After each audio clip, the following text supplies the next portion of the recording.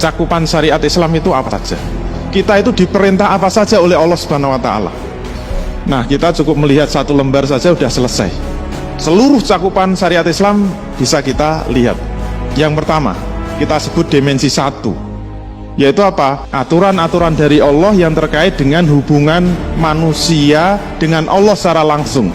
Ketika manusia ingin berhubungan dengan Allah secara langsung, itu ternyata diatur oleh Allah, yaitu aqaid dan ibadah.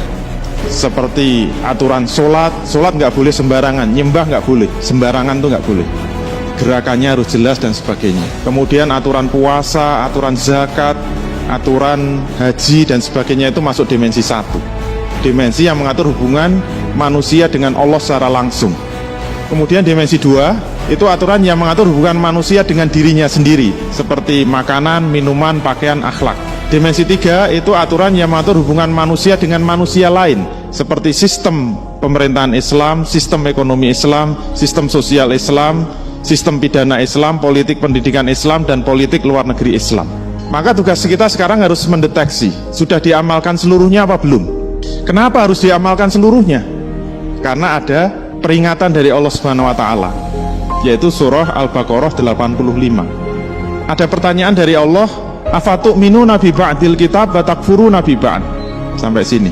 Apakah kamu akan beriman kepada sebagian isi kitab dan akan ingkar kepada sebagian isi kitab yang lain? Ini pertanyaan dari Allah ya, bukan dari saya. Apakah kamu akan beriman kepada sebagian isi Al-Quran dan ingkar kepada sebagian isi Al-Quran yang lain? Apakah kamu hanya akan mengamalkan sebagian isi Al-Quran yang enak-enak saja dan akan meninggalkan sebagian isi Quran yang tidak enak?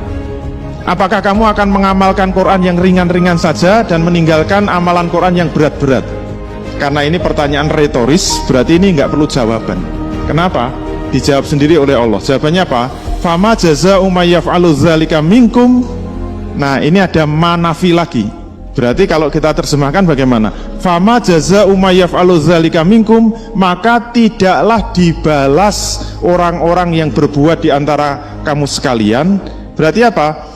Kalau umat Islam itu setengah-setengah di dalam menjalankan Quran, tidak ada balasan sama sekali dari Allah.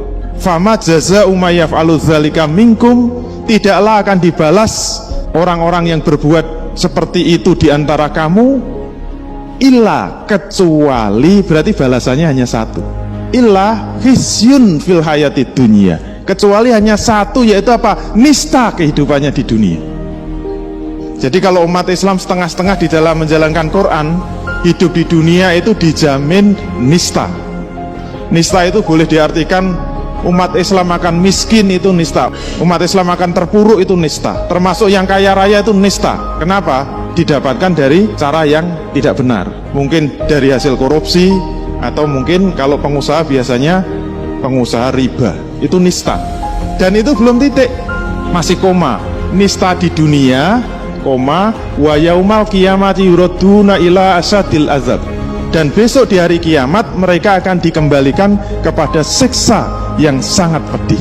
Di dunia nista, di akhirat dijamin masuk neraka. Wa ma'allahu bighafilin amma ta'malun. Dan Allah tidak akan lengah sedikit pun terhadap apa-apa yang kamu kerjakan selama hidup di dunia.